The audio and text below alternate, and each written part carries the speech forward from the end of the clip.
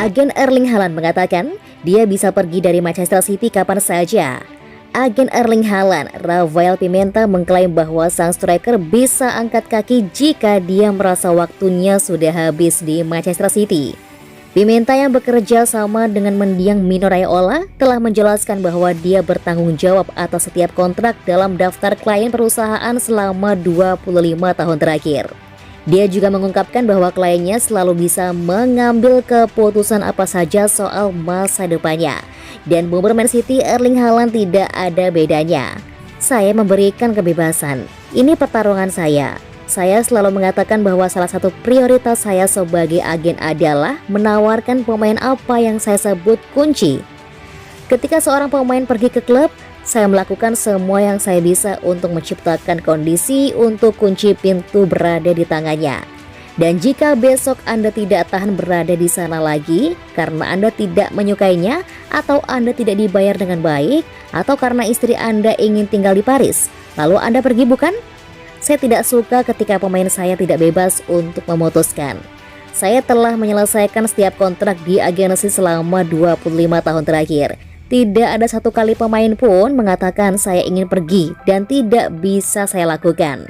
Sementara menggarisbawahi kebebasan Haaland untuk meninggalkan City, Pimenta menolak untuk membahas keberadaan klausul pelepasan sebesar 200 juta pound sterling yang menurut The Athletic berlaku mulai musim panas 2024.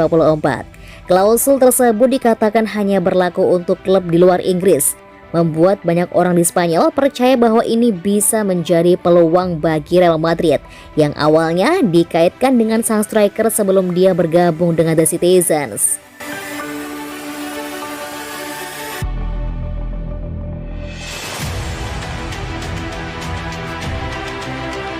Alasan kenapa fans Manchester City disebut fans gaib. Kehadiran para supporter saat pertandingan akan menjadi semangat tambahan para pemain yang bertanding di lapangan.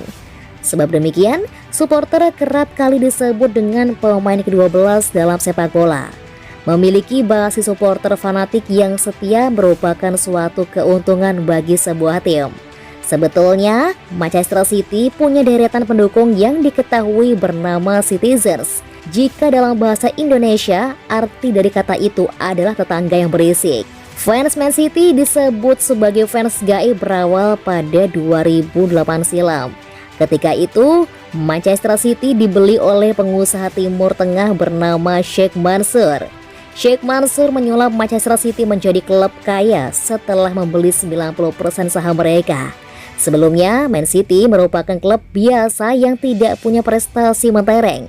Namun, kehadiran Sheikh Mansour seakan angin segar bagi mereka. Setelah disuntik dana besar, Man City berubah menjadi tim yang mengerikan di Liga Inggris. Bahkan, tim berjuluk The Citizens itu masuk ke dalam deretan The Big Six Liga Inggris. Setelah kejayaan itu, banyak fans Man City mendadak bermunculan, terutama di Indonesia. Sebab itu, istilah fans gaib mulai populer di kalangan sepak bola, khususnya Indonesia. Hal ini menandakan fans Manchester City adalah fans yang baru mengagumi klubnya belum lama ini. Selain karena prestasi Man City dalam satu dekade terakhir ini, sebutan fans gaib juga menguat karena kurang fanatiknya pendukung The Citizens.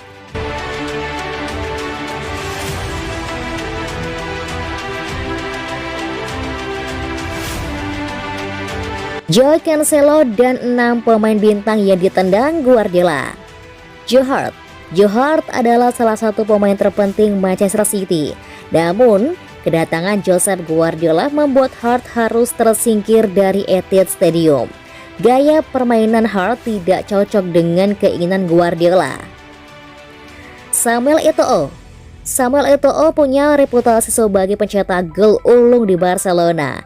Namun striker asal Kamerun tersebut juga tidak punya hubungan yang bagus dengan Josep Guardiola.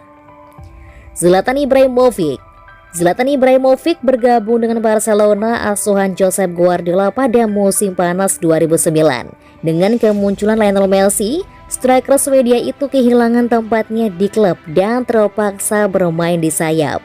Ibrahimovic tidak bisa menerima perubahan taktik Guardiola tersebut dan pergi ke AC Milan. Yaya Yaya Toure bermain di bawah asuhan Josep Guardiola di Barcelona. Namun, gelandang asal Pantai Gading itu selalu diabaikan pelatih asal Spanyol tersebut. Ronaldinho didatangkan Barcelona dari PSG pada tahun 2003. Tapi segalanya berubah saat Josep Guardiola mengambil alih Barcelona di musim panas 2008. Guardiola tak membutuhkan Ronaldinho dan sang pemain dijual ke AC Milan. Toni Kroos. Josep Guardiola bekerja sama dengan Toni Kroos semasa di Bayern Munchen pada musim pertama Guardiola di Allianz Stadium.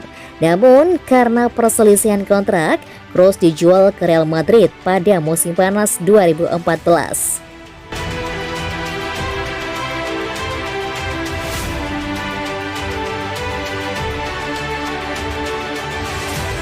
Real Madrid kalah dalam perburuan tanda tangan Jude Bellingham. Real Madrid saat ini kalah dalam perlombaan untuk merekrut gelandang Borussia Dortmund Jude Bellingham. Selain Madrid, tanda tangan Jude Bellingham juga diperebutkan oleh Manchester City, Manchester United, dan Chelsea.